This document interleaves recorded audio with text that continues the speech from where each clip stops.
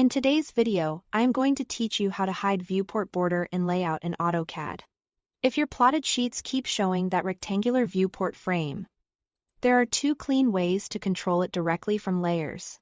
I'll walk you through both so you can pick the one that fits your workflow. First, the recommended approach is to use a no-plot layer. Open the Layer Properties Manager with the LA command. Create a new layer, many people call it Viewport, so it's easy to recognize. Now, place your layout viewport border on that layer. To do that, click the viewport frame in the layout. You should see the rectangular boundary highlight. With it selected, change its layer using the Layer dropdown or the Properties palette so it's on your new viewport layer. Back in Layer Properties, find that layer's plot column and click the printer icon to turn plotting off. You'll see a red circle with a slash, which means objects on that layer will not print. With this option, the viewport border remains visible on screen while you compose your sheet, but it disappears from the final plot or PDF. It's ideal when you want to keep seeing the edge while arranging titles, callouts, and scales.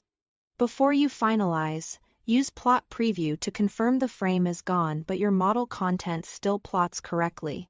The second option is to hide the border entirely by turning the layer off or freezing it. Again, make sure your viewport is on its own dedicated layer.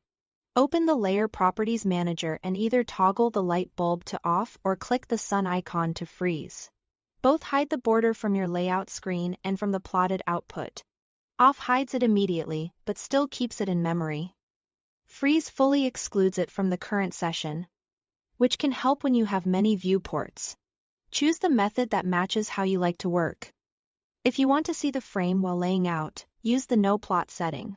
If you prefer a completely clean canvas while you annotate, turn the layer off or freeze it and unhide it later if you need to edit scales or grips.